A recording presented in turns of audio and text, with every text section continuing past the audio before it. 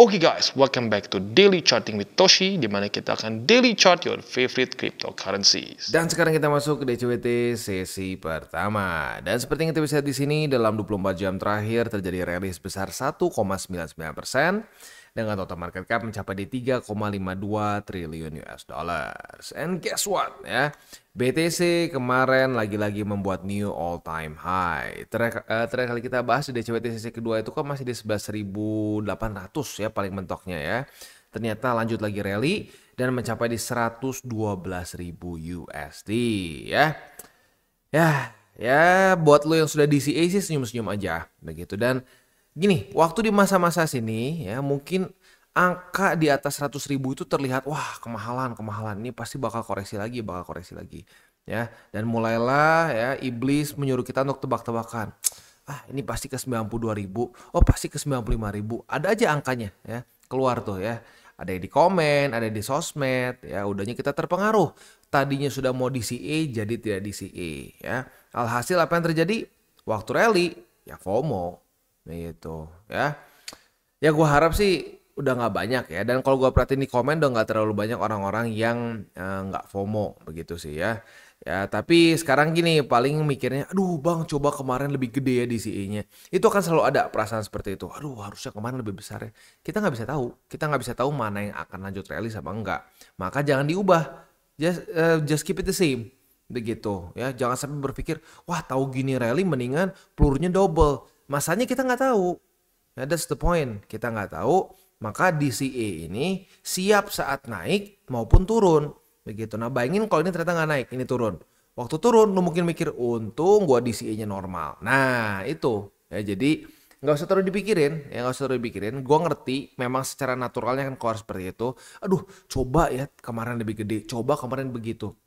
Tapi faktanya enggak kan, kita nggak tahu ya sudah. Ya, jadi kita DCA normal saja gitu. Mungkin ya kalau kayak dulu kita pernah bahas, kalau mau DCA lebih gede tuh ya di support yang memang apa ya, yang kasarnya memang terbukti, terutama tahun kemarin terbukti juga menjadi support yang baik begitu. Kayak di MA50 kemarin gue sempat bilang kan, buat lo yang pengen DCA lebih gede ya boleh pertimbangkan begitu. Dan malah ada yang all in lagi ya. Sebenarnya nggak terlalu bagus ya kalau all in ya, karena ya kalau sampai all in tuh takutnya apa? Lu nge-wake dikit panik gitu. Karena waktu di masa-masa ini aja banyak yang aduh jebal lagi. Aduh jebol bang. Ini mau ngomong jebol bang jadi jebal ya. Aduh. Ada waktu nge-wake ke bawahnya. Aduh bang, emang 50 jebol.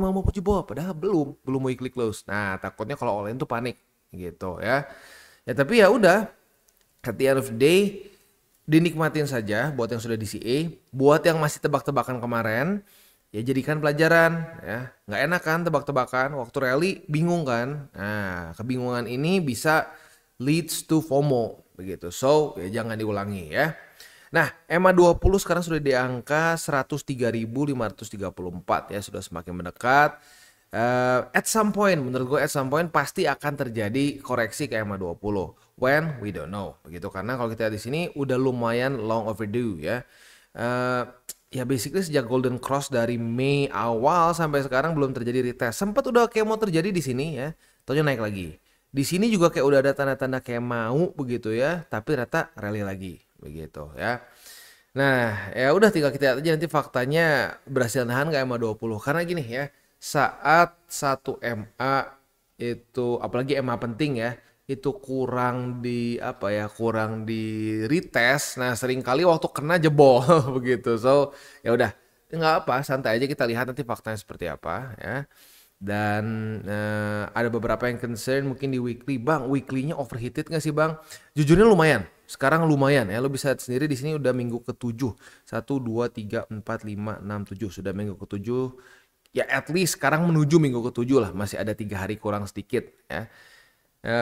Kalau sampai ini weekly close-nya signifikan di atas dari upper band, ya lagi-lagi itu SOP untuk TP. Dan yang kedua, ya ini udah overheated juga, jadi ada possibility sih ya kita bisa saja mendapatkan correction dulu begitu ya. Tapi lagi-lagi kita lihat nanti weekly close-nya seperti apa, apakah di atas dari 111.515 begitu, alias di atas dari upper band. Kalau di atas dari upper band ya boleh TP. Ya TP-nya berapa ya balik lagi tergantung lo, tapi pertimbangkan di kasarnya tuh kayak di martingale lah gitu ya. Kan kalau di CA itu bisa martingale gitu. Nah, ini TP juga sebenarnya bisa. Jadi misalkan lu TP sebelumnya 5%. Nah, kali ini jadi 10% atau 20%.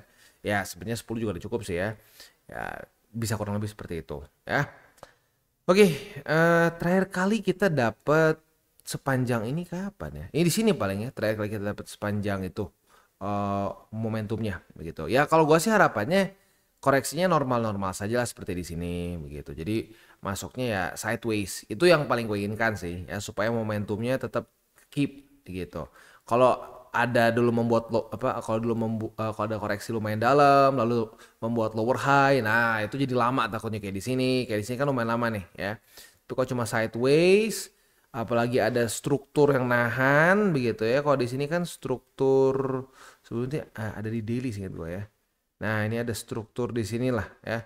Nah, ya sebelumnya karena itu ya jadi nggak terlalu lama begitu kasarnya. Tapi kalau udah membuat lower high, nah itu biasanya menyebalkan lama begitu ya. So, ya gua harap sih kalau sampai terjadi kalau sampai terjadi corrective movement, ya lebih baik sih yang kayak di sini ya. Corrective movementnya yang biasa aja, jangan lanjut membuat lower high. Flat aja, sideways. Biarin boring nggak apa-apa. Boring tapi kayak gini. Jangan sampai kayak begini, terjun payung membuat lower high, lower low. Aduh, ini bikin sakit perut ya. Oke. Next kita akan geser dulu ke news. Untuk news ini datang dari Standard Chartered ya. Ini nggak tahu Standard Chartered yang mana sih ya. Kalau kita lihat di sini mereka menargetkan kuartal 4 tahun ini mencapai 200.000 USD ya. Nah, detailnya seperti apa? Jadi prediksi mereka adalah kuartal 4 200.000 di 2025 tentunya ya. Dan di 2028 mereka prediksi BTC akan mencapai 500.000 USD ya. Alasannya kenapa? Karena meningkatnya minat institusi dan pemerintah. Nah, ETF spot Bitcoin juga menarik arus cukup besar ya, 7,2 miliar. Sementara ETF emas kehilangan 3,6 miliar. Dan ini menandakan pergeseran ya, pergeseran di mana BTC ini mulai dilihat sebagai safe haven yang lebih disukai begitu. Tadinya kan sama sekali sama sekali tidak dianggap BTC. Apa sih ini cuma spekulasi murni saja ya. Nah, sekarang institusi ya dengan pergerakan ETF, ini ETF jelas lah ya, siapa orang retail yang beli ETF, walaupun ada mungkin itu hanya minoritas ya, karena ya mereka bisa self custody begitu. Yang rata-rata beli ETF adalah institusi ya, lalu juga perusahaan dan seterusnya supaya mereka legal frameworknya itu beres begitu ya.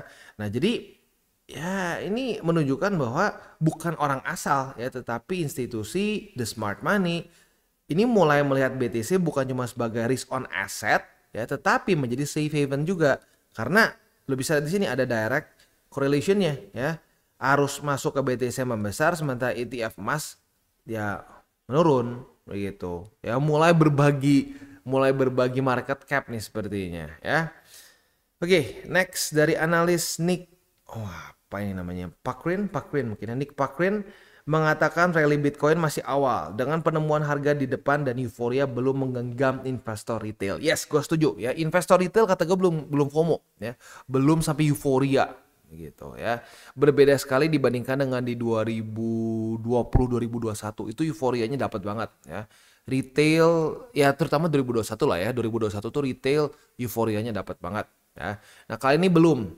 Kenapa? Ya kemungkinan besar ya gara-gara The Fed sih ya belum melakukan minimal pemberhentian QT itu dulu deh. Kalau QE apalagi interest rate turun juga, nah itu mungkin akan menjadi trigger yang membuat retail FOMO. Kenapa retail FOMO? Ya karena the smart money akan mulai masuk ke risk on asset. Nah, apa sih yang membuat retailers itu sangat excited? Ya, apalagi kalau bukan pergerakan rally yang gila, boom begitu ya. Ya udah sih, tinggal kita tunggu aja begitu ya.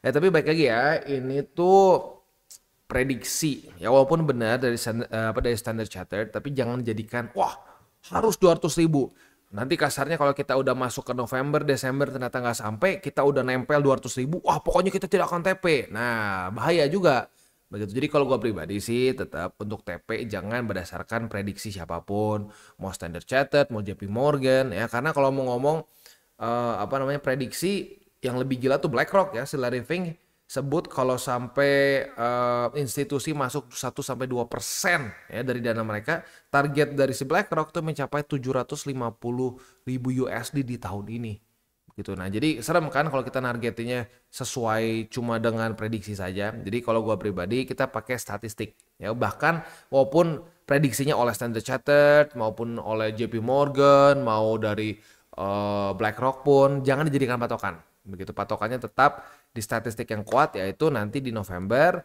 atau Desember tahun ini untuk TP. Jangan sampai kita get caught up dengan kita get caught up with the targetnya dengan angkanya berapa, tahunnya nggak kena, lu jadi nggak, pokoknya belum kena target Standard Chartered. Nah, tahunnya nanti turun, nah sedih gitu kan. Oke, yang penting SOP lu apalah. Jangan sampai gara-gara ada prediksi tertentu jadi kasarnya SOP lu berantakan ya. Sip, next economic calendar untuk hari ini dari US kita akan coba intip dulu. Dari US kita akan ada new home sales. Ya, new home sales saja ya. Itu akan keluar di jam 9 malam. Jadi buat lo yang punya posisi futures dekat-dekat jam 9 malam, pertimbangkan untuk tutup posisi, terutama buat yang konservatif. Sebelum ya, jangan di jam 9-nya. Mungkin mendekati jam 9 masih jauh nih belum menata target TP. Nah, pertimbangkan tutup. Buat yang agresif, minimal punya SL ya. Oke, balik lagi ke chart, kita lihat dulu indeks dolar. Indeks dolar dalam trajektori yang lumayan melemah ya, walaupun kemarin ada perlawanan. Tapi nggak apa, overall masih ya lanjut membuat lower low lah yang penting ya. Tadinya kan higher high, higher low, higher high, higher low. Nah, lo lihat saat terjadi lower low, ya, risk on asset lebih subur. Begitu, jadi ya makanya in general kita pengen indeks dolar yang lebih melemah ya. Next, BTCD. Untuk BTCD kita bisa di sini mulai terjadi koreksi yang lumayan signifikan ya. Hari ini ya kalau kemarin sih masih masih berhasil cuma nge-wake aja and then naik lagi. Hari ini mulai di bawah dari MA50 dan 20. Kita lihat apakah akan lanjut lebih dalam atau tidak. Balance sheet coba kita cek di sini ya. Balance sheet, waduh ya. Balance sheet turun lagi. Oh no. Ya, pokoknya gini. Gue cuma ngasih tahu aja saat QT berlanjut ya, which is ini QT ya, terus turun, trajektorinya turun seperti ini ya, lo bisa lihat sendiri ya, ujung-ujungnya apa, saat turun lagi itu BTCD cenderung menguat. Wah, ini gimana nih ya, apakah balance sheet ini cuma kemarin hanya sekedar rumor-rumor saja, desas-desus saja, karena sekarang balance sheet turun lagi nih ya. Ya pokoknya kalau gini, historically speaking lo bisa lihat ya, saat terjadi penurunan lagi balance sheet ya, walaupun mungkin nggak langsung, ujung-ujungnya BTCD menguat lagi begitu karena urusan liquidity. Ya sangat disayangkan ya, awalnya cukup banyak harapan ini bisa mulai netral tapi ternyata lanjut lagi turun. Ya udah, kita lihat next lagi ya. Kita lihat lagi next akan seperti apa. Ya kalau gue sih baik lagi ya, kalau ditanya gue mau yang seperti apa ya, gue pengen kalau bisa bukan QT berhenti deh, gue pengen kalau bisa QE. Tapi faktanya kita bukan yang kontrol, jadi ya sudah, kita lihat saja, tugas kita bereaksi ke market, bukan kita nebak-nebak, bukan kita nyuruh-nyuruh. Jerome nih, balance sheet harusnya udah naik, QE harusnya, ya nggak bisa. Ya kita mau ngomong kita mau marah-marah seperti apapun, Jerome nggak peduli begitu. So sudah, datanya menunjukkan ini. Jangan terlalu kaget kalau sampai mulai ada rally lagi oleh BTCD gitu, karena ya historically speaking seperti itu. Tapi bisa juga ada lag ya, kayak kita bisa di sini nih. Waktu turun ini sempat kan turun dulu BTCD, si BTCD-nya masih terus lanjut turun. Tapi at the end of the day semakin ini lanjut terus turun ke bawah, trajektorinya akan cenderung ke atas untuk BTCD begitu ya. Ya udah gitu aja sih ya. Dan ya inilah kemarin kan ada yang tebak-tebakan ya di grup sampai gua kick tuh, bangke banget ya. 22 Mei altcoin season. Oh iya, boleh altcoin season. QT-nya malah berlanjut begitu kan ya. Ya, lagi-lagi tebak-tebakan ya. Tebak-tebakan tuh it doesn't pay at all, tebak-tebakan tuh ya. Oke, beres. Selanjutnya kita tinggal masuk ke buy limit. Tetapi sebelum kita masuk ke buy limit, seperti biasa gue akan disclaimer dulu bahwa semua konten dari TCI bukanlah financial advice. Ini semua bentuknya adalah edukasi. Lalu bagaimana cara untuk mendukung TCI? Ada banyak caranya. Lu bisa like our video, bisa share our video, atau juga bisa menggunakan link referral kita di bawah. Dan sekarang kita akan dengar dulu pesan-pesan dari sponsor kita pada hari ini. Oke, today's video is brought to you by Bybit. Dimana di Bybit ini kita bisa melakukan berbagai macam hal ya, mulai dari yang newbie sampai yang sudah advance. Buat mungkin lo merasa bahwa aduh bang, gue masih nggak ngerti nih TA, gue masih nggak ngerti charting dan seterusnya, tapi pengen akumulasi, pengen DCA murni, bisa lo tinggal masuk ke sini one click buy, dimana lo bisa pilih lo mau pakai apa ya fiatnya, lo tinggal pilih juga asetnya apa ya. Misalkan lo pengen akumulasi BTC, misalkan setiap hari Senin jam 7 pagi, misalkan gue pengen akumulasi BTC sebesar 100.000 rupiah misalkan ya, lu bisa langsung lakukan di sini, bisa peer to peer, bisa Dana, Bank BRI dan lain-lain. Ini gila ya, bisa pakai BCA Mobile dan seterusnya. Jadi Bybit ini memang cocok banget buat orang-orang yang tinggal di Indo ya, bisa langsung pakai bank-bank yang memang sudah biasa kita pakai di Indo ya. Nah, buat yang intermediate sampai advance juga di sini ada spot, nah, dan juga ada leverage tokens, dan tentu juga ada derivatives trading, di mana kita bisa menggunakan kontrak yang USDT maupun USDC. Jadi di sini lo bisa pakai USDC ya, karena nggak semua exchanger bisa menerima untuk futuresnya pakai USDC ya. Dan tentu juga lo bisa earning bunga juga dari kripto lo dan lain-lain. Dan tentu juga di sini kita bisa melakukan copy trade ya, di mana copy trade dari Bybit ini sudah cukup terkenal ya, dan kita bisa mendapatkan keuntungan juga. First copy trade kita bisa ada protection 100 USDT loss coverage ya, dan seterusnya ya. Jadi buat lo yang tertarik bisa silakan pakai, klik di link referral kita di bawah. Dan untuk Bitcoin kita bisa di sini BTC masih belum ada SATA futures ya, karena resisten aja belum ada terbentuk lagi struktur ya. So for now langsung aja ke spotnya. Untuk spot ada di angka 106.238, 104.828 dan 102.938 yang sedang converge dengan MA20. Nah, kalau ada yang komplain, aduh bang, jauh bang, ini kapan kenanya? Ya siapa suruh kemarin gak DCA di sini gitu ya. Ya memang belum ada struktur lagi ya, jangan ngarang ya. Oke, next Ethereum. Untuk Ethereum kita bisa di sini ya. Kemarin di sini sebenarnya tuh nggak terjadi retest pertama ya, maka ya belum ada SATA futures ya. So for now untuk Ethereum langsung aja ke spotnya. Good newsnya kemarin rally 4,46 ya, dan terjadi reclaim juga, maka dari itu ada perubahan ya. Untuk posisi spot ada di angka 2,619, 2,619, 2.519, 2.552 dan di 2.464. Ya, itu tempat untuk DCA. Dan ya buat lo yang sudah DCA kemarin, apalagi sampai dapat di sini ya, sampai di 2.364, nih ya lu udah lumayan sekali ini ya. Wow, sudah sampai 14% begitu. Nah, that's the power of DCA. Nggak stres ya, nggak sampai nggak bisa tidur, tidurnya nyenyak begitu ya, tapi profit at the end of the day dengan resiko yang terjaga ya. Ya, jadi ya, itulah kurang lebih ya untuk setup di DCWT sesi pertama ini. Sebelum kita tutup DCWT sesi pertama ini, wejangan terutama untuk para newbies. Gini ya, gue tahu DCA itu sering kali ya, orang-orang yang DCA itu dapat banyak ejekan lah begitu ya. Wah, apa sih ini ya? Oh, TA anak SD katanya ya. Wah, DCA itu artinya nggak yakin ya. Artinya nggak yakin, artinya nggak jago TA-nya, makanya harus dicicil. Udah, tunggu aja sampai nanti harga tertentu.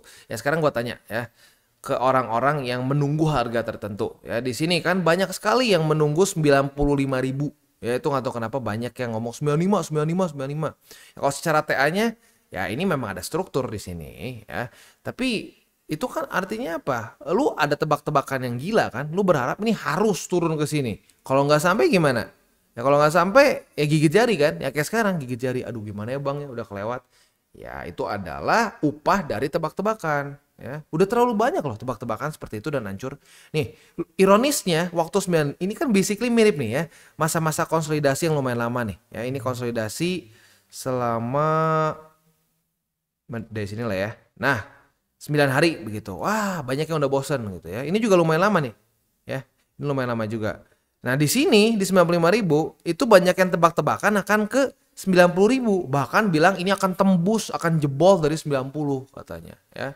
Waktu nggak dapat gimana? Berubah lagi ya kan? Jadi memang ironis orang tebak-tebakan tuh. Waktu salah ini bilang bakal ke 90, udah naik ganti ini bakal ke 95, nggak kena terus kan?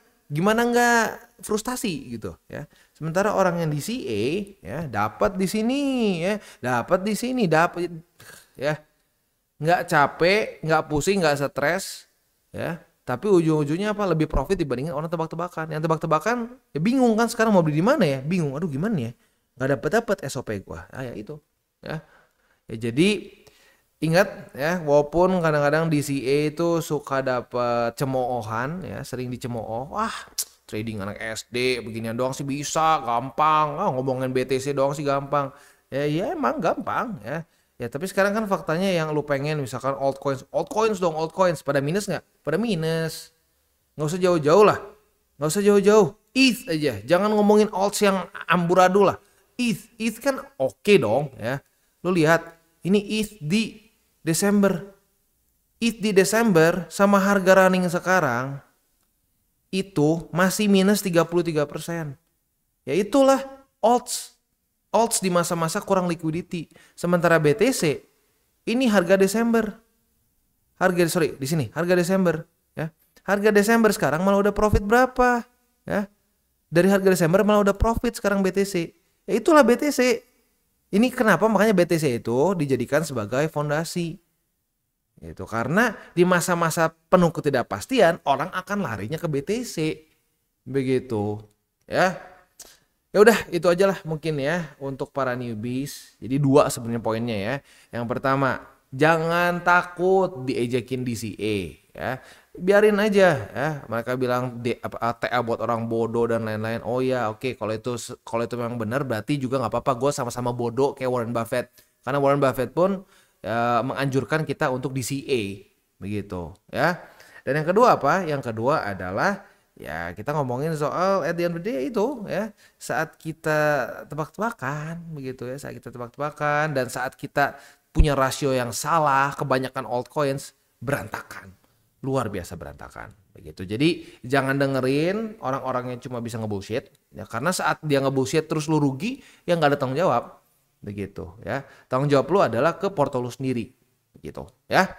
Oke, kita tutup dengan 3 golden rules. Jangan pakai uang panas, jangan over leverage, berpikirlah jangka panjang, dan salam tabur tuai. Ingat, apa yang lu tabur akan lu tuai, jadi taburlah sebanyak mungkin hal baik. Oke guys, jadi itu adalah akhir dari segmen DCWT kita pada hari ini.